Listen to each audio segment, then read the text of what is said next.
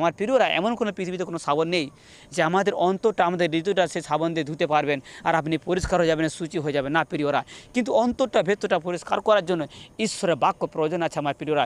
এই বাক্যটি যখন আপনি মুখস্থ করবেন, বাক্যটি যখন আপনি ভিতরে প্রবেশ করার পরে যখন সেখানে কাজে লাগাবেন, তখনই প্রিয়রা আপনি দেখবেন বাইরে থেকে পরিষ্কার হয়ে যাবেন। আর যদি না হয়ে থাকেন তাহলে আপনি অটোমেটিকভাবে আপনি মন্দ কাজে জড়িয়ে পড়বেন, আর মন্দ আচার ব্যাপারের মধ্য দিয়ে আপনি নোংরা কাজে জড়িয়ে পড়বেন। আর প্রিয়রা, যাতে এগুলো না হয়ে থাকেন সেই জন্য আমি এই ছোট ছোট ভিডিওর মাধ্যমে আপনাদেরকে আমি ঈশ্বরের বাক্য শেয়ার করছি, যাতে আপনারাও পুরস্কৃত হন আর ঈশ্বরকে বিশ্বাস করুন। আমি বিশ্বাস করি এতক্ষণ আমার ভিডিওটা আপনারা শুনেছেন, আপনাদেরকে অসংখ্য ধন্যবাদ দিই। আর যদি এখনও পর্যন্ত আমার ভিডিওকে যদি নতুন হয়ে থাকেন আমার প্রিয়রা, এই ভিডিওটা আপনারা অবশ্যই সাবস্ক্রাইব করবেন, লাইক করবেন, বেল আইকনটা বাজিয়ে আপনারা আমাদের ভিডিওর পাশে থাকবেন, ইউটিউব চ্যানেলের পাশে, যেন নোটিফিকেশনগুলো আগে যেন আপনারা পেয়ে যান। আমি বিশ্বাস করি তো বাক্য ঈশ্বরের শুনলেন প্রচারটা, তাই আপনাদেরকে আমি ধন্যবাদ দিয়ে এই